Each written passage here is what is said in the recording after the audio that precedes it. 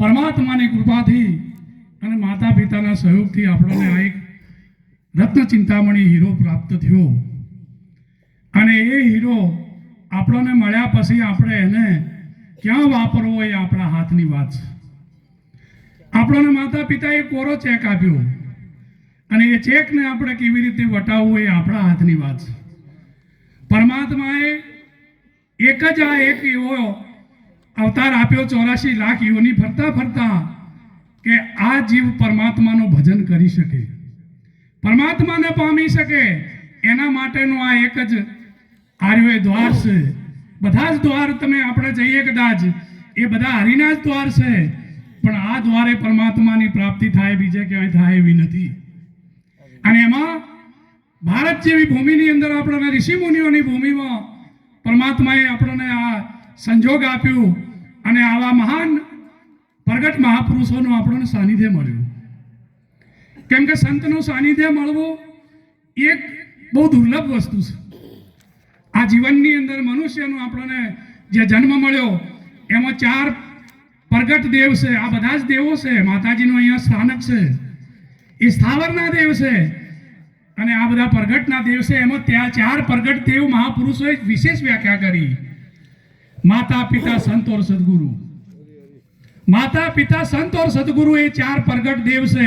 બીજે બધા જ તમે તમારે જાઓ, યાત્રાઓ કરો, બધું કરો, પણ જ્યાં સુધી પોતાના માતા પિતાથી શરૂઆત નહીં કરો તો બીજું બધા કોઈ દેવો રાજી થશે નહીં. તમને કદાચ પદ મળે, પ્રતિષ્ઠા મળે, તમે કોઈ પણ ભૂમિકાને પ્રાપ્ત કરો, પણ તમારો વિશેષ જો કદાચ કોઈનો તમારી ઉપર અધિકાર છે, કોઈનો કદાચ તમારી ઉપર ઋણ છે, તો એ માતા પિતાનું છે.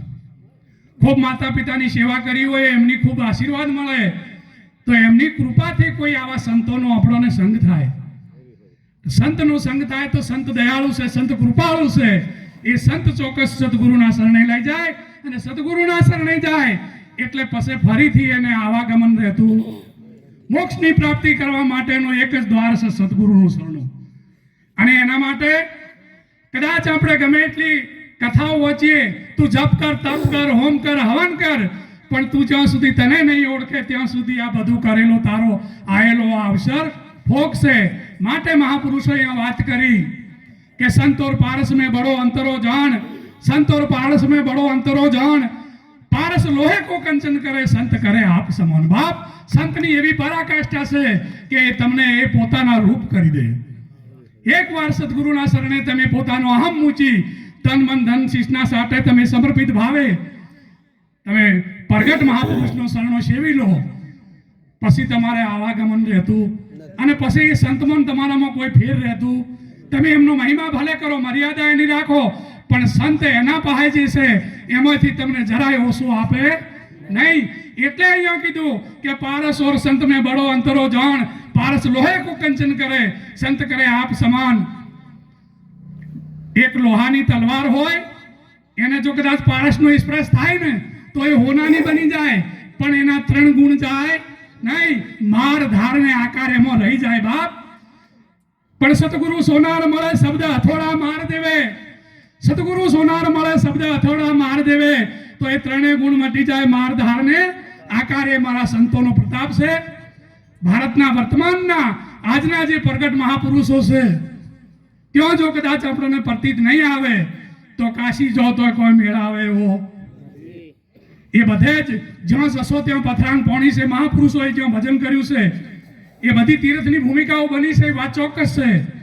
ત્યાં જવાથી તમને આનંદ થશે, પણ તમને પ્રતીત નહીં હોય તો મેળ આવે એવો અહીંયા જ પ્રતીત લાવવી પડશે. સંત મહાપુરુષનો સહેજનો જો કદાચ તમને સાનિધ્ય મળી જાય. જેસળજી ગમે જેવા હતા, એ ક્રૂર મહાપુરુષ હતા, પણ સહેજ તોળા માતા એક સંત તરીકે એમનું સાનિધ્ય મળી ગયું. પેલા કોઠે કદાચ ચોર હતા, લૂંટારા હતા કે પાપી હતા, પણ આ કોઠે આયા એટલે સંત બન્યા. આ સંતની ભૂમિકા છે.